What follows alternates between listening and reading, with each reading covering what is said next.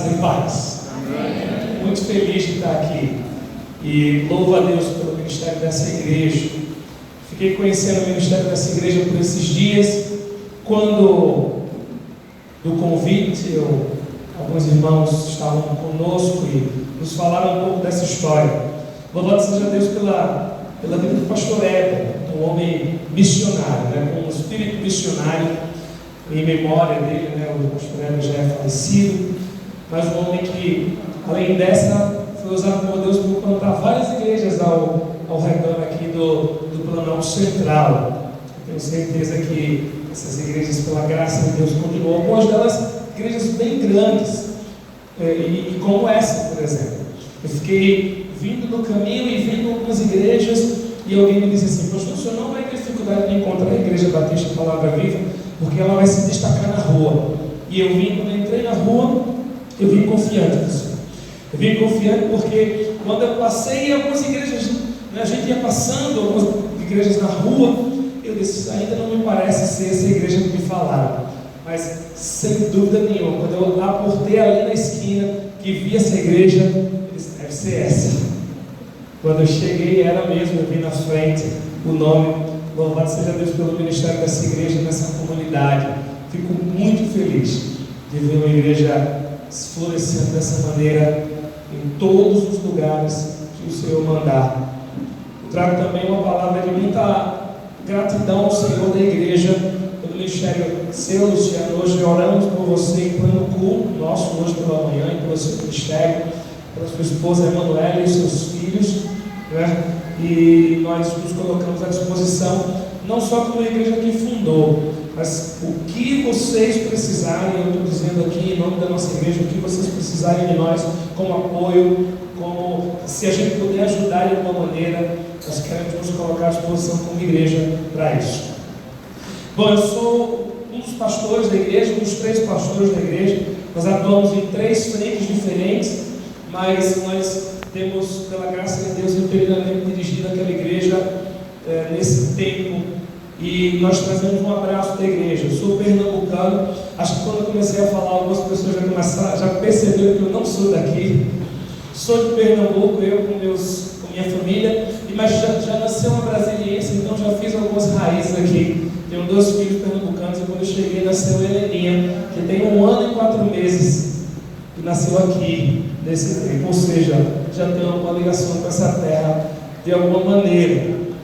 Queria trazer uma palavra hoje de esperança, porque se nós falamos de uma igreja para esse tempo, nós temos que falar de uma igreja que vive as opressões do mundo.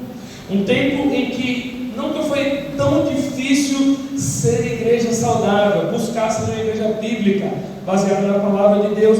É difícil isso. Eu quero trazer uma palavra de esperança nesse tempo. Por isso eu queria ler um salmo bem conhecido, tenho certeza, que é o Salmo 46. Abra sua Bíblia, por favor, querido. Salmo de número 46. O Salmo de canto dos filhos de Corá, para ser entoado em coro, com louvor a Deus. Diz o texto: Deus é o nosso refúgio e fortaleza, socorro bem presente nas tribulações. Portanto, não temeremos, ainda que a terra se transtorne e os montes se abalem no seio dos mares, ainda que as águas tumultuem e espumejem, e na sua fúria os montes se estremeçam. Há um rio cujas correntes alegram a cidade de Deus, o santuário das moradas do Altíssimo. Deus está no meio dela, jamais será abalada. Deus a ajudará desde antemanhã. Bramam nações, reinos se abalam, Ele faz ouvir a sua voz, e a terra se dissolve. O Senhor dos exércitos está conosco, o Deus de Jacó é o nosso refúgio. Vinde e contemplai as obras do Senhor, que assolações efetuou na terra. Ele põe em termo a guerra até os confins do mundo, quebra o arco e despedaça a lança, queima os arcos no fogo. Aquietai-vos e sabei que eu sou Deus. Sou exaltado entre as nações, sou exaltado na terra. O Senhor dos Exércitos está conosco. O Deus de Jacó é o nosso refúgio. Vamos orar. Senhor Deus e Pai, obrigado pela Tua palavra lida. Obrigado pelo Teu amor. Obrigado pelo Teu cuidado por nós e nos deixar esse texto tão precioso que nos enche de esperança nos dias de hoje. Nos permite, Deus, olhar para frente como igreja do Senhor, entendendo que a igreja, por desse tempo, passará por tribulações, para que no futuro receba toda a glória que lhe é reservada em Cristo Jesus. Fala conosco nessa noite. Nós oramos em nome dele, em nome de Cristo Jesus. Amém. Amém. Quando nós lemos esse texto e usamos esse texto no nosso dia a dia, a impressão que dá é que esse texto foi escrito num tempo de calmaria. E, de fato, quando as coisas andam mais tranquilas, nós conseguimos dizer coisas como esse texto. Ou então, quando a gente está vendo um problema não em nós, mas quando a gente vê um problema em outra pessoa e a gente vai consolar essa pessoa. Na verdade, temos grande habilidade para consolar os outros. Temos grande dificuldade em receber a palavra de consolo para nós mesmos. Esse texto, talvez distante daquilo que a gente possa pensar, foi escrito numa época de grande opressão para o povo de Israel. 2 exércitos enormes oprimiam o povo, e quando chegava na última fortaleza, no último abrigo para os exércitos de Israel, os filhos de Corá, vendo os exércitos opressores apertando mesmo aquele tempo, atribulando, porque a palavra tribulação tem a ver com aperto, tem a ver com passar por um estreito grande, e esse estreito vai nos quebrar, nos moldar. Eles irrompem esse cântico, começam a fazer esse louvor, dizendo: mesmo no meio das dificuldades, mesmo que nós olhemos para um lado e para o outro e os exércitos estejam nos oprimindo, nós parecemos que vamos sucumbir, a coisa vai acabar agora.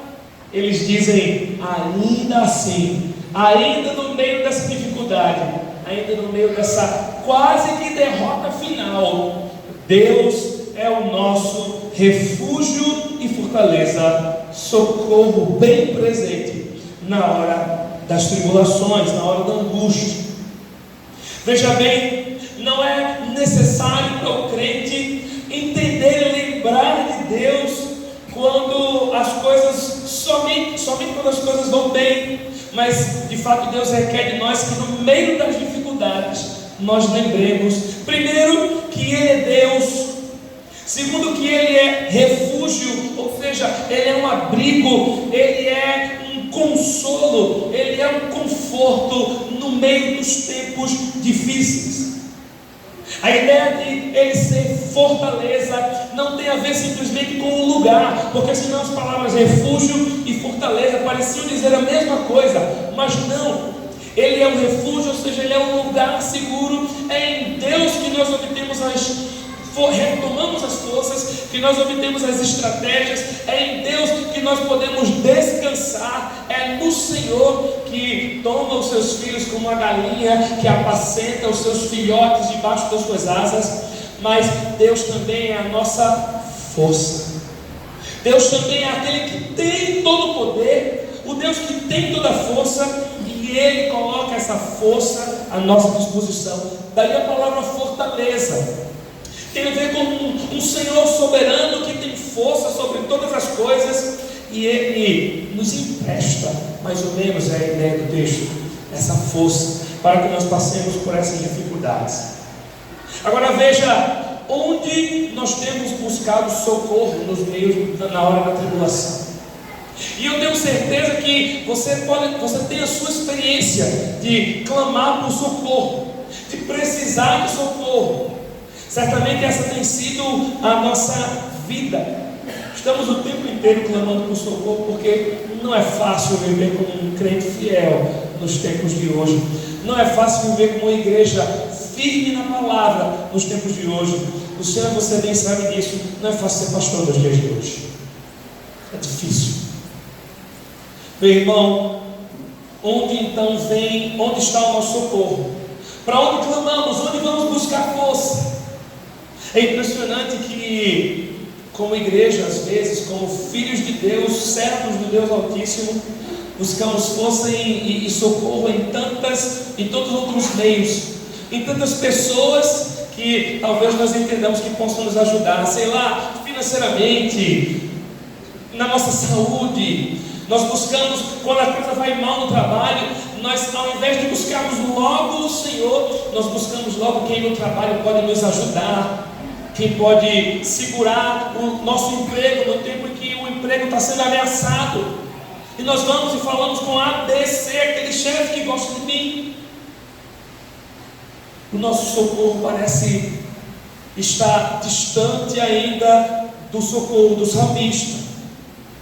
Veja que ao longo da história de Israel, vários reis, em meio às dificuldades e os exércitos que os oprimiam, faziam alianças com exércitos inimigos.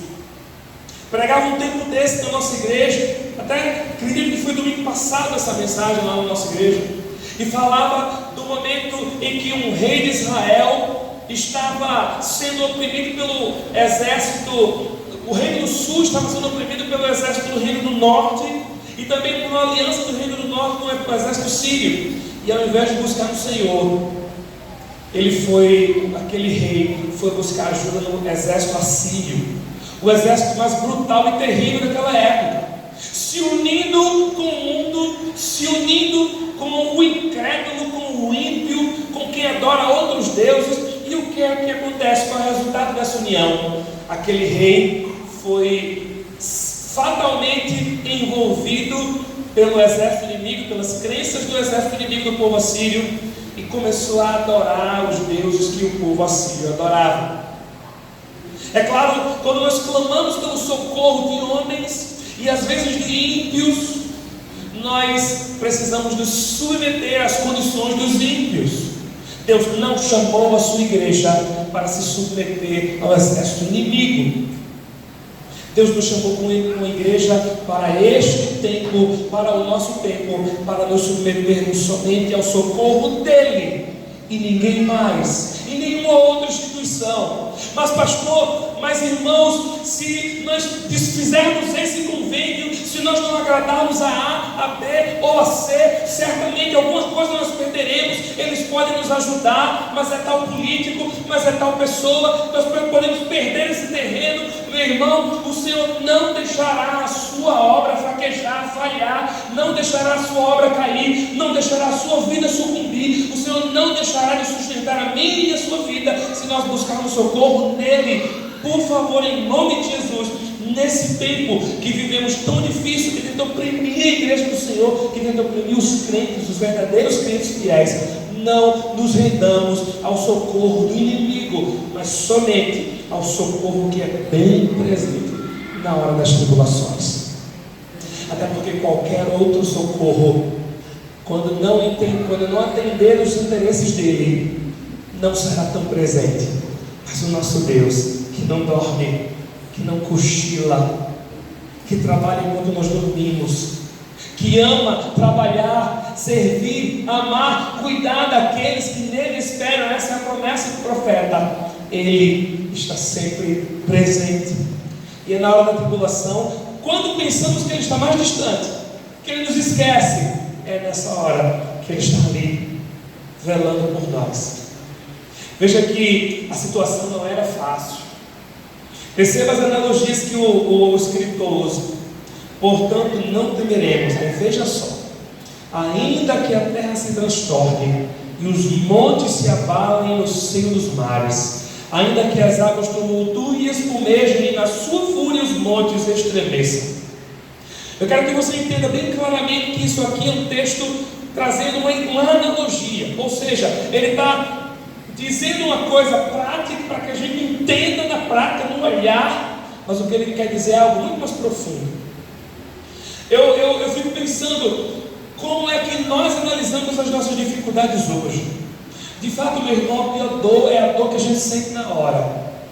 A gente tem uma ideia de ficar tentando classificar dor, não é? Qual é a dor mais doída? É a dor de dente. Ai, nossa, dor de pedra nos rins. Cada um que tem que classificar a dor que é maior, não é isso? Dor de dente, dor de pedra nos rins, dor do infarto. Não, dor do infarto. Eu espero que nenhum dos irmãos tenha a experiência de sentir essa dor. Mas, de alguma maneira, a gente fica tentando classificar a dor. A gente fica tentando classificar sofrimento. A gente tem às vezes a mania de fazer assim: eu ouvi um testemunho e eu penso que eu estou sofrendo. Sofrendo está aquela irmã que deu aquele testemunho. Mas não dá para comparar sofrimento, porque sofrimento dói quando você está sentindo. Então, tudo bem, pode ser o risco de uma perda de um ente querido aqui, ou pode ser alguém que perdeu a família inteira lá, mas não dá para comparar. Dor dói quando se sente e na hora que se sente. Mas eu queria que você entendesse aqui que o salmista, ele está dizendo, no meio da maior, da mais possível, do maior possível caos, da situação mais terrível, mais tremenda, mais opressiva, mais desgraçada, o Senhor continuará conosco e nós não temeremos. Amém. Sabe por quê? Veja que ele usa duas analogias aqui. Ele fala de, presta atenção, peço que você permaneça com a sua Bíblia aberta, para que a gente vá acompanhando o texto. Veja que no verso 2 e 3, ele usa águas e montes. Percebe isso? Veja no verso 2, ainda que a terra se transtorne e os montes se abalem no seio dos mares, ainda que as águas tumultuem e espumejem, e na sua fúria, ou seja, na fúria das águas, os montes estremeçam. Sabe por que ele usa essas duas analogias? Ao longo de toda a história do Antigo Testamento, as águas representavam terror, as águas representavam desconhecido. Os mares não eram conhecidos para navegação com tantos aparelhos possíveis para a proteção daqueles navegadores como temos hoje. Os mares representavam a escuridão profunda, o perigo maior. E os montes eram analogia usada para falar de fortaleza, de algo que não se abalará. Perceba ao longo da história bíblica que várias vezes quando ele fala de mares, lembra de Jonas. O que aconteceu? O mar começou a ficar revolto e a culpa era de Jonas. Lembre-se com Jesus Cristo. Jesus Cristo acalmou o quê? O mar. Porque só o Senhor poderia acalmar uma terrível catástrofe, ou seja, acalmar o mar. E os montes? A palavra diz que aquele que tem fé no tamanho de um grão de mostarda dirá a esse monte, muda de lugar para cá, e o monte mudará. É ou não é? Então, as águas representavam o perigo, a catástrofe, e os montes representavam a força.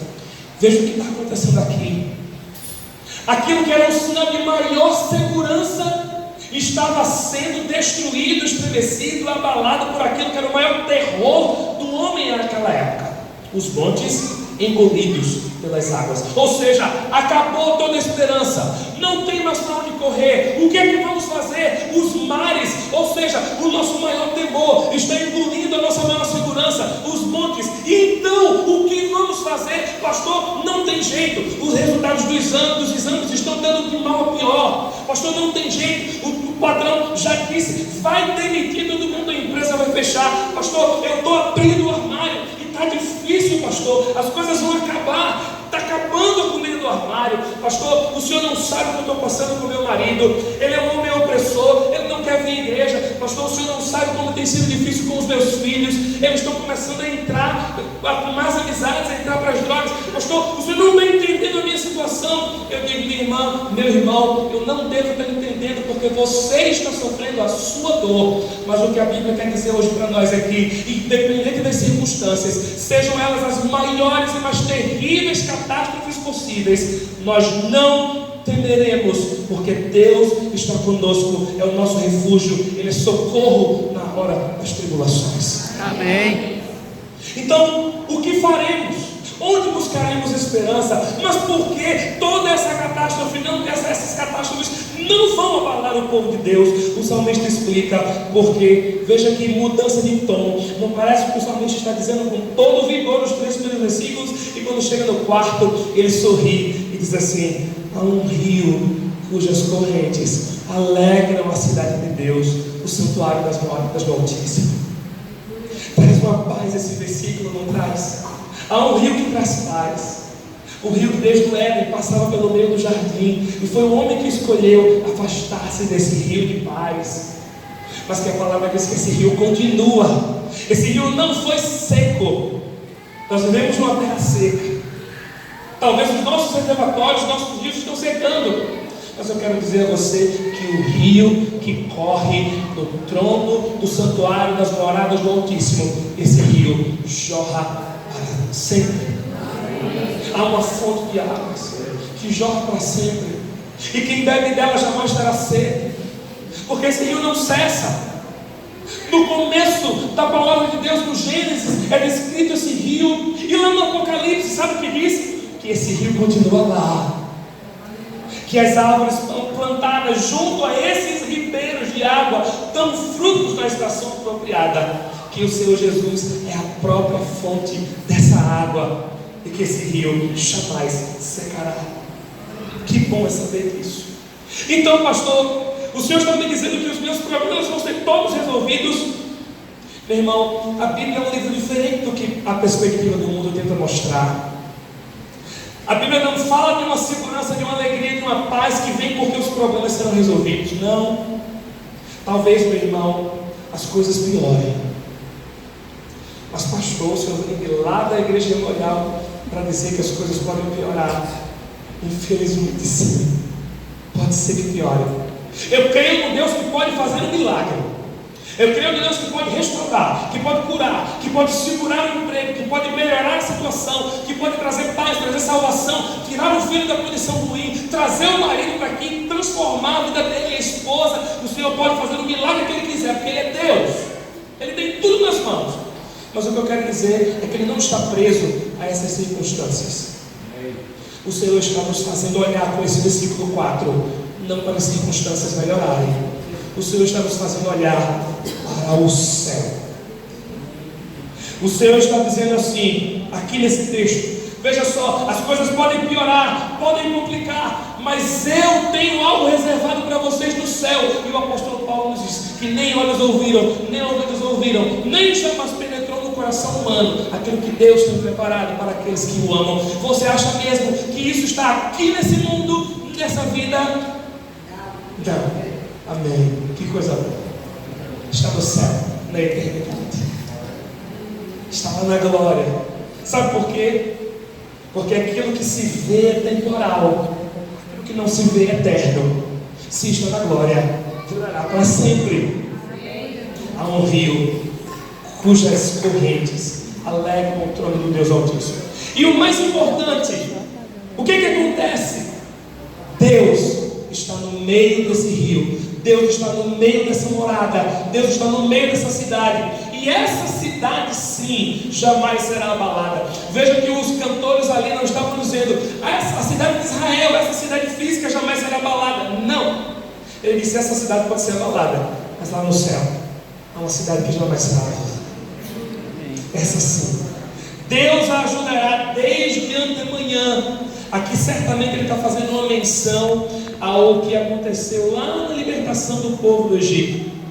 Se você for ler o texto de Êxodo, você vai ver que quando os exércitos de Faraó começam a levantar-se de novo para ir oprimir o exército de Israel que passava pelo rio, era antemanhã.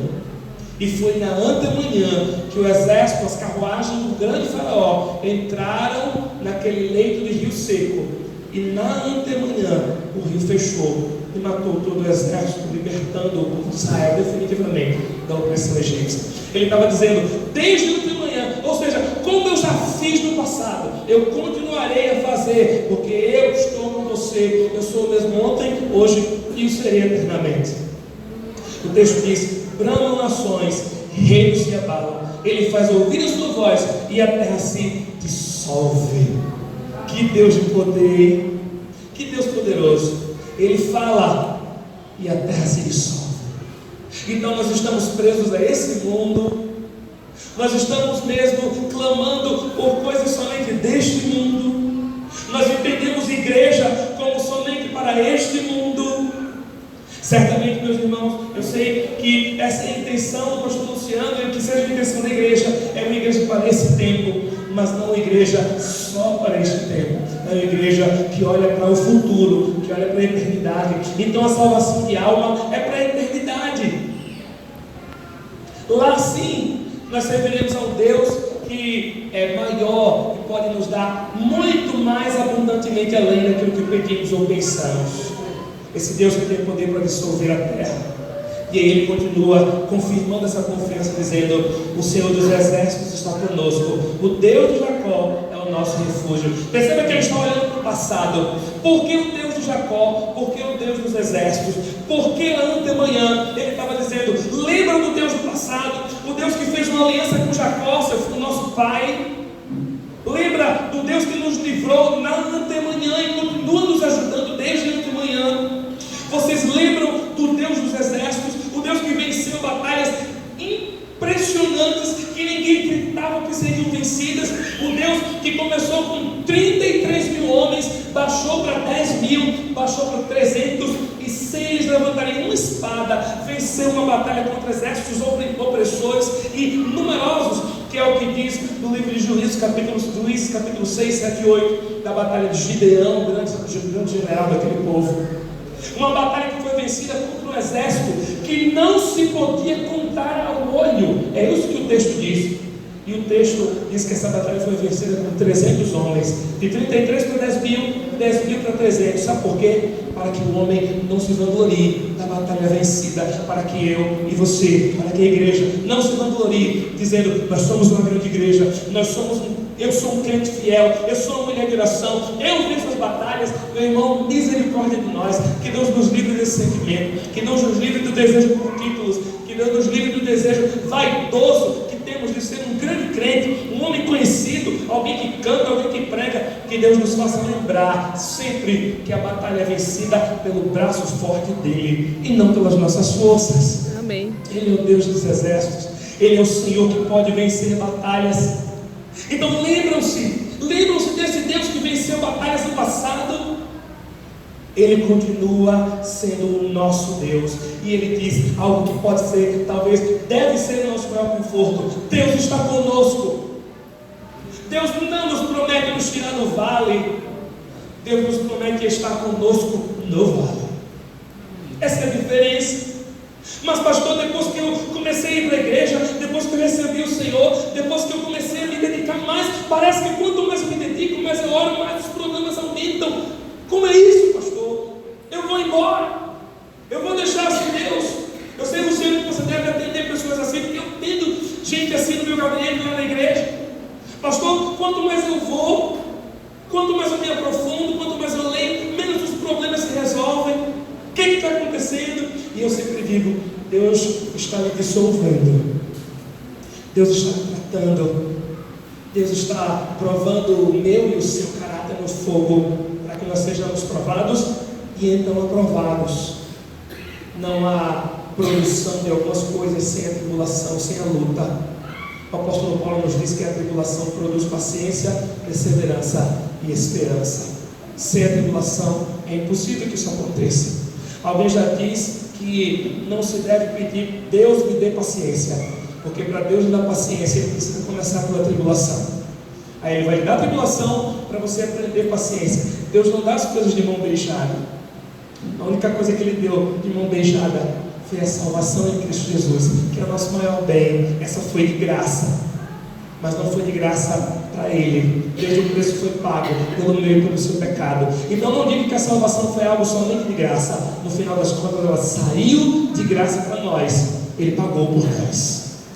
Jesus Cristo, o Senhor da glória, pagou para nos dar essa segurança e que nós tenhamos essa certeza. Ele está conosco. E veja que agora o salmista, olhando para o passado, olha para o presente e diz: vamos seguir, Ele está conosco, vamos marchar. E o texto diz: vinde, contemplai as obras do Senhor.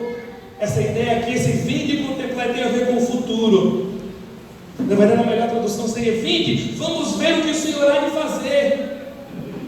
Você precisa, definitivamente, nós precisamos como igreja ver que o trabalho que nós temos para esse tempo, vivenciando as tribulações do Senhor para esse tempo, nos coloca em posição de continuar a nossa jornada como igreja do Senhor. A igreja do Senhor não sucumbirá, mesmo que o mundo tente derrubar, acabar, oprimir, a igreja não sucumbirá. Vamos ver então o que o Senhor vai fazer? Vamos. E o que ele fez? Ele está assolando a terra. Todos esses homens que se levantarão contra o Senhor serão assolados. E então ele diz: haverá paz, haverá um tempo de paz e tranquilidade.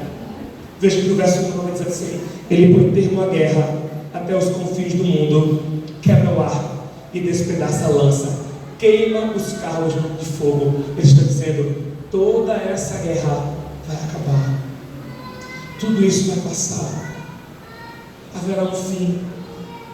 Ouvi um testemunho um tempo desse de um missionário que admiro muito, chamado Ronaldo Lidório, um homem de Deus que tem feito um trabalho precioso com tribos indígenas.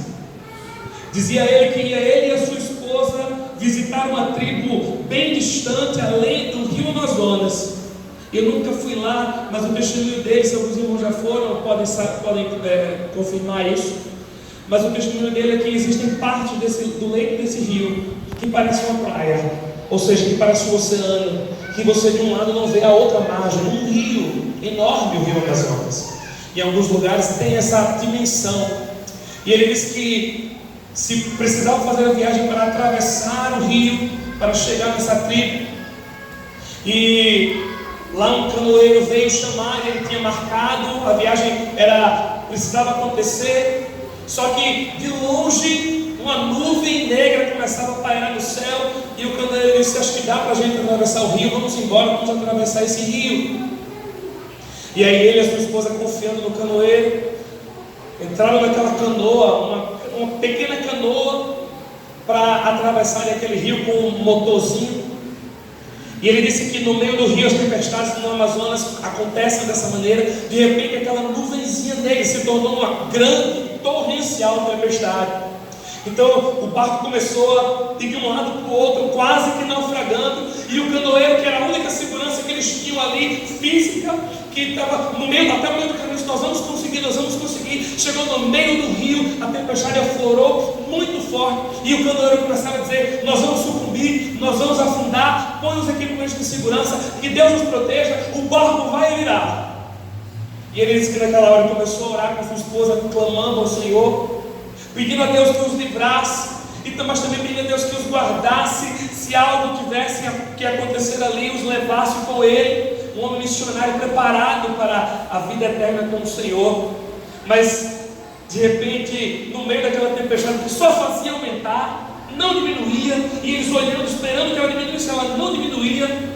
O canoeiro disse: eu estou vendo ali ele disse: nós precisamos encostar em alguma ilha, senão nós vamos morrer. Mas no meio não havia ilha, mas havia uma pontinha no final do que parecia ser uma árvore. E eles então foram encaminhando com a canoa, dizendo: precisamos chegar ali,